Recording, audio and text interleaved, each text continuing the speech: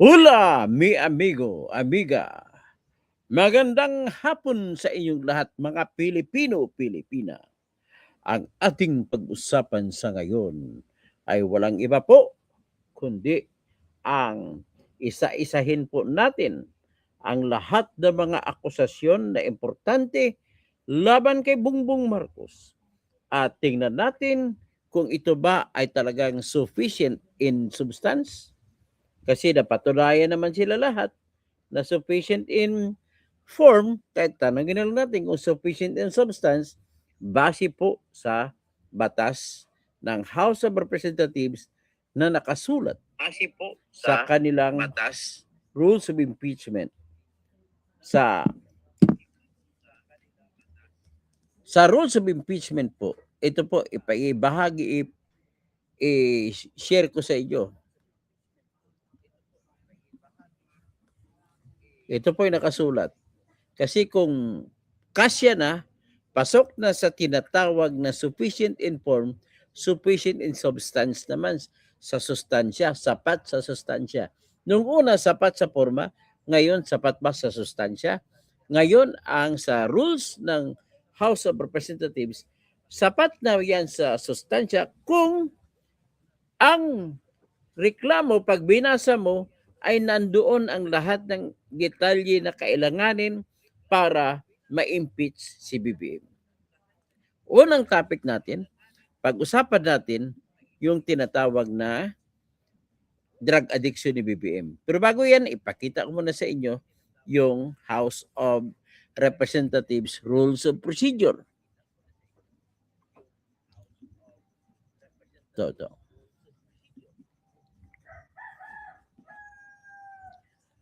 So, yan ah. So, makita mo yan. Ang title is Rules of Procedure in Impeachment Proceedings. House of Representatives. So, applicability of rules. Tapos Rule 2. Tapos Rule 3. Finding probable cause for impeachment. Okay. Committee proceedings. Itong proseso ng probable cause, ilang proseso to. Step 1, committee proceedings. Yan. Step 2, House action. So sa committee proceedings, sa House action pala, pag matapos na report ay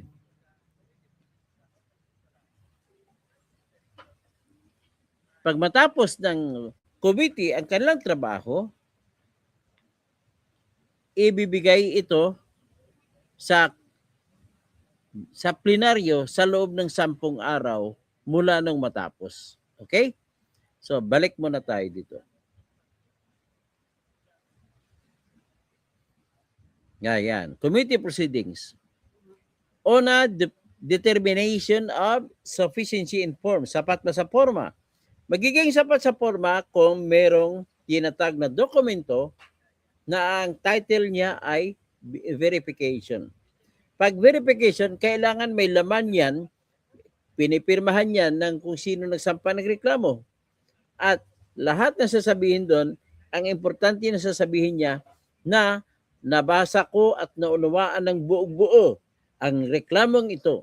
At nakasulat diyan na ako ay personal kong alam ang mga nakasulat sa reklamong ito at ang iba ay hango sa authentic records. Pag meron na yan, sufficient na sa po. Okay, ang dalawang reklamo, yung reklamo na sinampa ni Attorney Andre De Jesus at yung reklamo na sinampa ni Lisa Masa et al. Ay pumasa sa sufficiency o sapat sila sa forma. So diretso tayo ngayon, sapat ba sa sustansya? So nakalagay sa batas dito ng House of Representatives, magiging sapat sa forma kung kung ang reklamo ay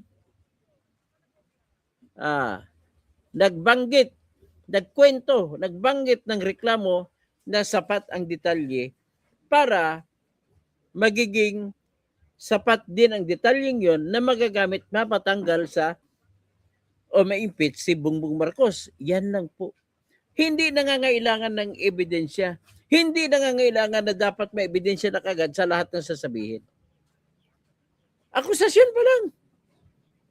Ang ginawa naman ng House of Representatives na pinamumunuan ni Luistro, halata po sila na nagiging rubber stamp ni BBM. Nakalagay po sa batas ng proseso ng buong House na yan lamang ang titignan kung may akusasyon na nagsasabi at sapat yung detalye ng akusasyon na para ma-impeach si Bongbong ay sapat na. Hindi naghahanap ng ebidensya. Okay? So ngayon, pag sapat na yan, saka natitingnan ang mga ebidensya. At ang obligasyon ng House of Representatives, kapag magsasabi na sapat na, ay pasasagutin kagad si Bongbong Marcos. Di ba? Yan kagad, pasagutin. So, pagkatapos sumagot, saka ngayon magsumiti ng evidence and memoranda. Ito, na Section 7 pa, submission of evidence and memoranda. So, after receipt of the pleadings, affidavits and counter affidavits, and relevant documents provided for in Section 6, or the expiration of the time within which they may be filed, the committee shall determine whether the complaint alleges sufficient grounds. Iba naman yun, sufficiency ng grounds for impeachment. Diyan pa lang magsusumite na sa pagsumite ng ebidensya. So, ganun po ang proseso. Simpleng ganun lang. Kaya ang ginawa ng committee ni Luistro, Kangaroo Committee ni Luistro, ay hinanapan na kagad ng ebidensya. Hindi pa nga, iba nga ebidensya nga nila ni Antonio Tinio, naka-USB. So, ganun po sila, kalukulo-ko. Ganun kalukulo-ko ang mga tao ni Marcos na nagpapaluko. Nanluluko rin sila. So, ngayon, sa dinami-dami ng akusasyon, ang ating ngayon analisahin ay yung akusasyon ni Attorney Andre De Jesus na addict siya. Sufficient ba yan sa substance ang akusasyon na addict siya para matanggal siya sa impeachment sa culpable violation of the Constitution? Ito na nga, pangunahan ko na, ang sagot niya ay sufficient po. Number 1 na rason is this, dahil sapat ang detalye ng akusasyon para masasabi natin na pwedeng impeach si BBM kung mapatunayang totoo. So, ito na ngayon tayo. Ano bang akusasyon? Number 1 accusation po ay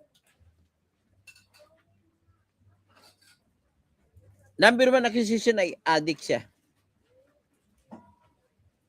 O di kaya, matindi ang akusasyon na addict siya.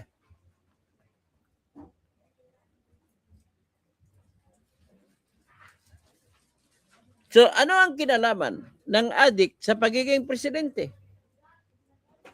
Nakalagay po kasi sa Section 1, Article 11 ng ating Constitution na public office is a public trust.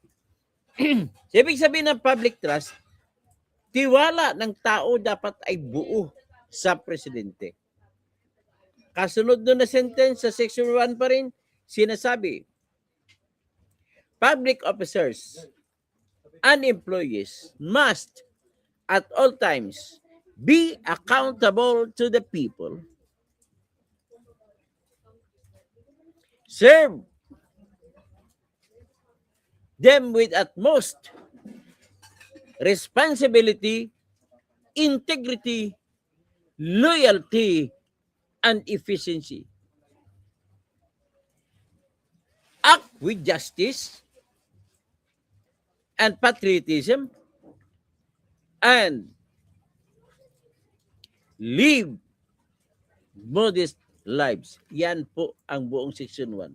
Nagtataka kayo mga abogado na kikinig dito, memorize ko, no?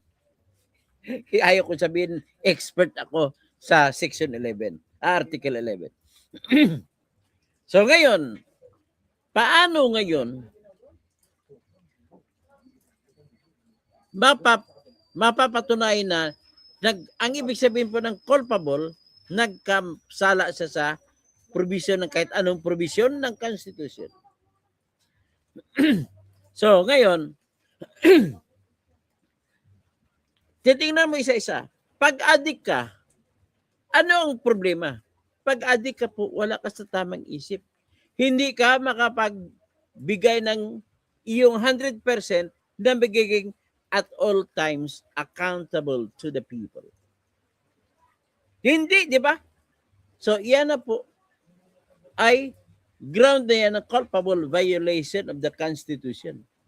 Number 2, kapag addict ka, you cannot serve them with utmost responsibility, integrity, loyalty, and efficiency.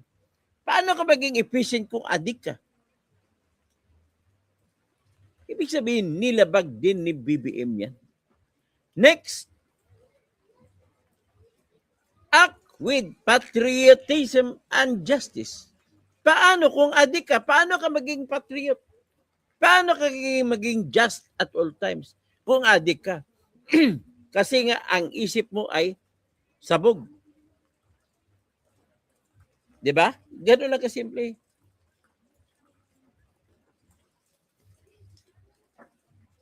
Kaya, ang kasunod,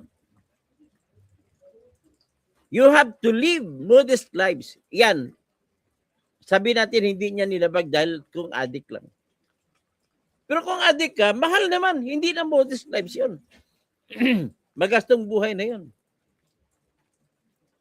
Ngayon, ano pang isa na inano niya? Na nilabag niya? Ang isa pang nilabag niya po ay yung oath of office niya. Ang oath of office niya sa ilalim ng Constitution. Sa oath of office niya, required siya na nanunumpa siya bago siya maging presidente, ay nanumpa muna siya. At ang panunumpa niya ay nasa Section 5 ng Article 7 ng Constitution na nagsasabi, I do solemnly swear that I will faithfully and conscientiously fulfill my duties as President of the Republic of the Philippines, preserve and defend the Constitution, execute its laws, do justice to every man, and consecrate myself to the service of the nation. So help me God. Paano ka makakomply nun kung ikaw ay addict? Kung ikaw high, paano ka makakomply nun? Diba? Ibig sabihin, sa pag-aligar pa lamang, sa pagsasabi pa lamang ni Attorney Andre De Jesus, sa mga kwento, ikaw ay addict o sinuspitsang addict. Ang karugtong doon ay, sabi ko, kung addict ka, ay hindi mo talaga nalalabag mong konstitusyon. Ngayon, ang depensa niya, paano mo patunayang addict ako? Itong kasunod na akusasyon ni Attorney Andre De Jesus. Sabi niya, sinususpitsahan ka na nga na addict. Nagsalita pa ang iyong kapatid na si Jaime Marcos at sa lahat po ng tao, walang ibang makapagsasabi na ang sinabi ng kapatid na kasama mo halos araw-araw sa iyong bahay noong hindi pa kayo nag-asawa sa isa't isa, kani-kanyang asawa, ay sinasabi niya na bata pa lang kayo, ay gumagamit ka na. Iba po kung magsalita ang kapatid. ikumpara mo sa ibang tao, ang kapatid mo ay kasama mo halos sa araw-araw. At saka sinabi pa ni Amy na ang kanyang mga anak ay inaalok pa ni Sandro para para kumuha o mag-take ng coke. Ang tanong, magagamit ba? Gaano ba kabigat ang salita ni Amy bilang kapatid? Ladies and gentlemen, mayroon pong batas sa ebidensya na nagsasabi, res inter alios acta. Ang ibig pong sabihin, kung lahat ng sinasabi ng tao tungkol sa isa pang tao ay hindi maaaring tanggaping ebidensya diyan sa taong yan.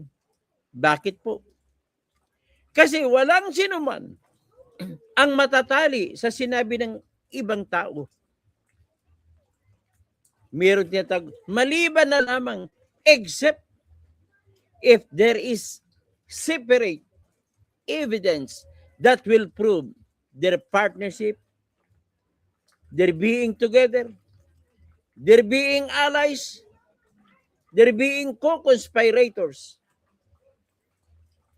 Mas higit ang band ng magkakapatid, being siblings of each other. Yan po, lahat ng sinabi ng sibling mo laban sa iyo ay magagamit na ngayon, magkakaroon na ngayon ng presumption of evidence na si Bongbong nga ay adik. Yan palang ebidensya na yan. Kung gusto ng mga congressmen na tuta ni BBM, na rubber stamp ni BBM, na magsasabi na maghahanap pa sila ng ebidensya kung meron man o wala, sapat na po yung pagiging magkakapatid nila para magiging ebidensya ang sinasabi niya na si Bungit ay adik. Tapos, bumuto kayo na walang sustansya ang reklamo. Kaya kayong mga abogado ng mga congressmen, maghanda kayo. Pag may pera ako, kakasuhan ko kayo ng disbarment. Dahil hindi nyo sinunod ang batas ng House of Representatives na tanging aligasyon lamang, tanging akusasyon lamang ang kailangan para sabihin kung sapat ba kung sapat sa tinatawag na sustansya ang isang reklamo. At dahil yan, nilabag nyo po ang inyong sumpa bilang abogado na ipatupad nyo kung ano ang dapat-dapat. Sa maghanda kayo, listahin ko na ngayon kung sinong member ng committee ng mga abogado. Number 1, Ropos Rodriguez.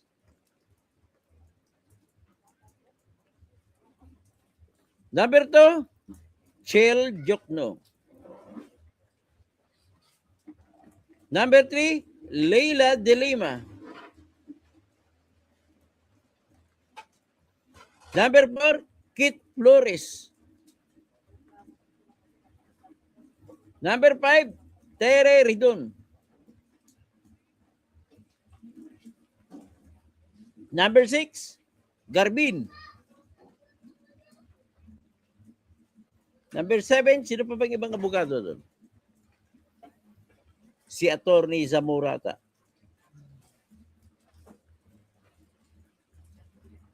Lahat po kayong abogado, kakasuhan ko po kayo lahat.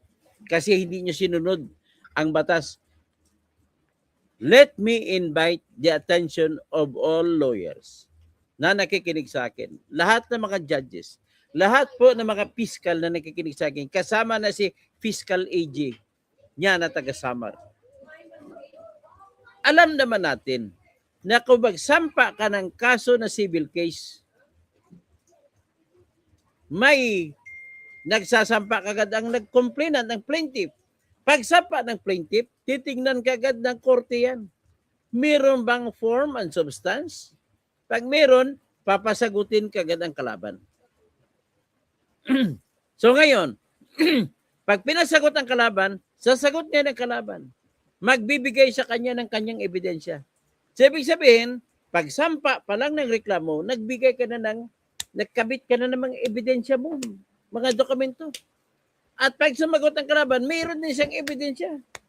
Dokumento rin. So, ang ibig sabihin, pag sumiti niya, magkakaroon pa ng tinatawag na pre-trial. Diyan pa lang maglabasan ng ebidensya.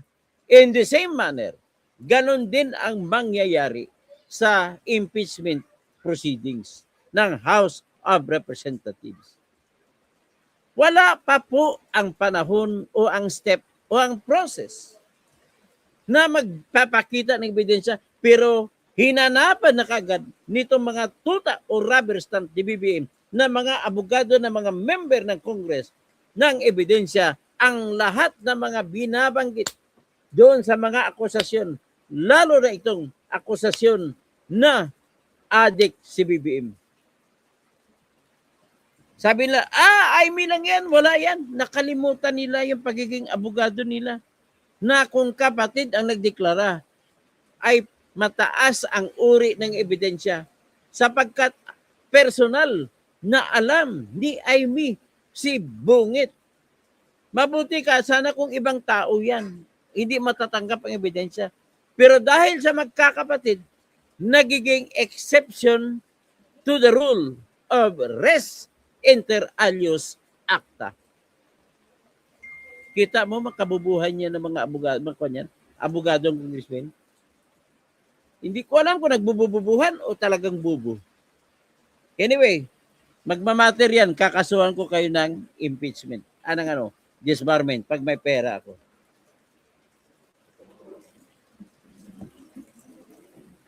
Tapos ano pang kasunod? Na sa sentence sa akusasyon ni Atty. De Jesus, ang sunod niya akusasyon, inuodyok ka na ng tao at ikaw ay may obligasyon dahil sa nakaduda-duda na ang sitwasyon.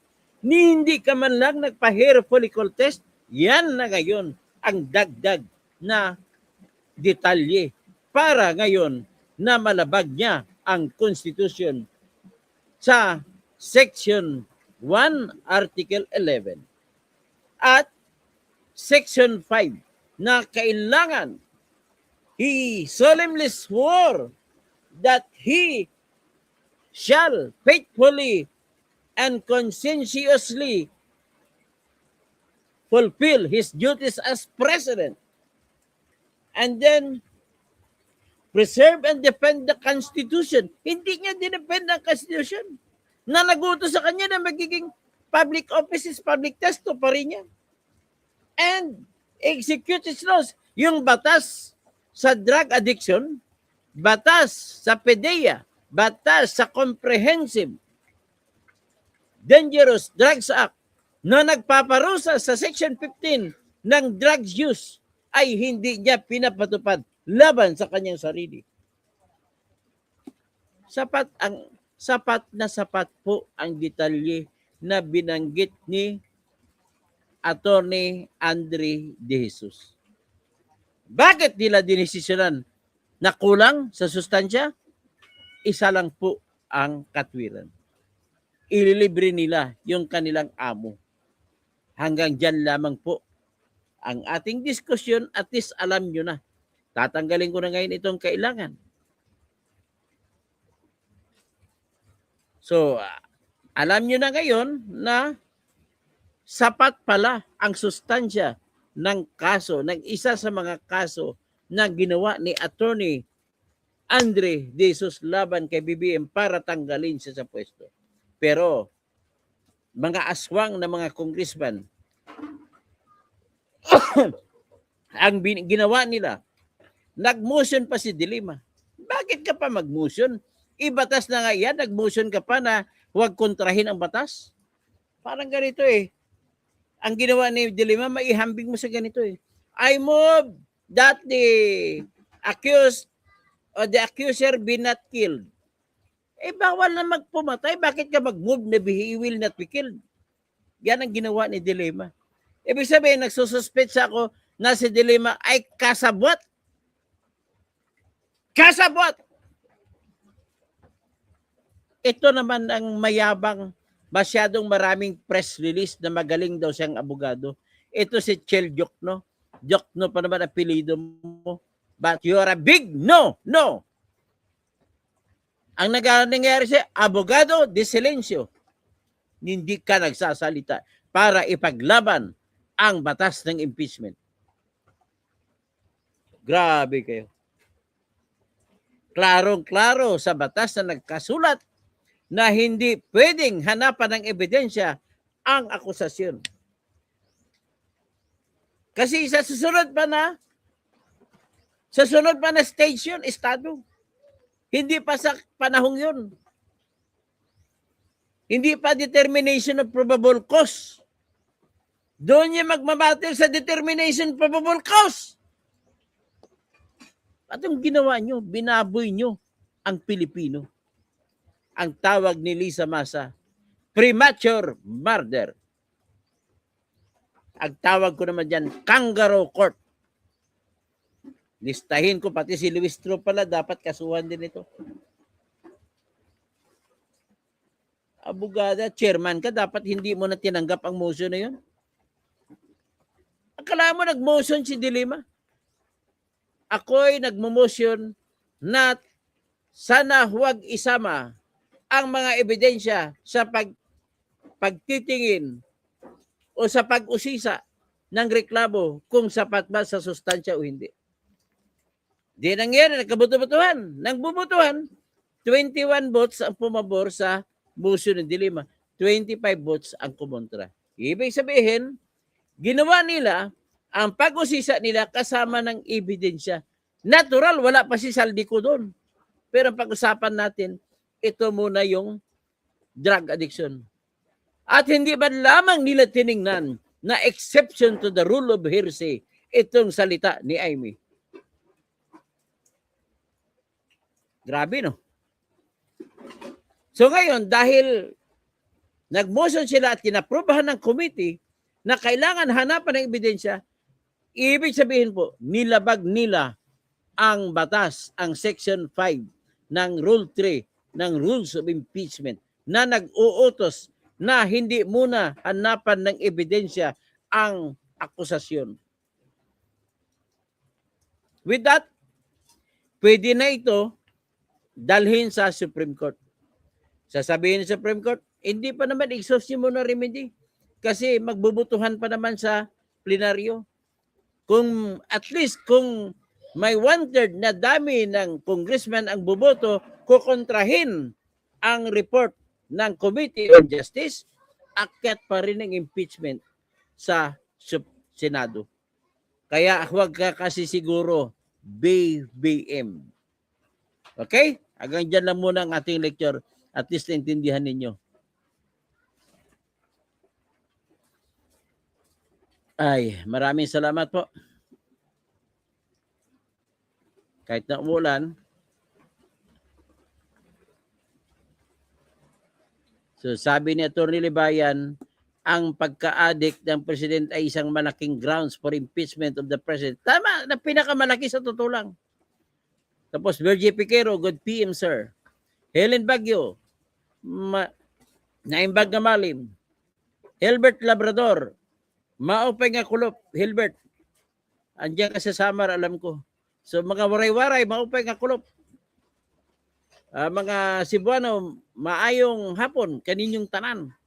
Mga taga Bujol, kung asang akong asawa, nigikan. Maadyong hapon. Maadyong Japon. Dadyon ka mo sa Bujol.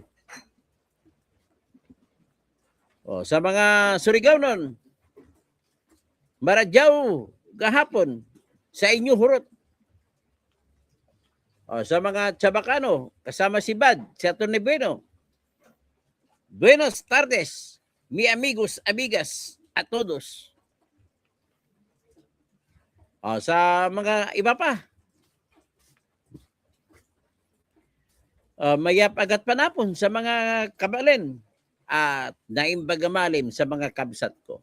Okay, hanggang dyan lang muna tayo at maraming salamat po. Andiyan po si Hilbert Labrador, no? Okay, hanggang dyan lang. Dyan lang muna tayo. Sa kasunod, ibang topic na naman ang babanggitin ko. Please share.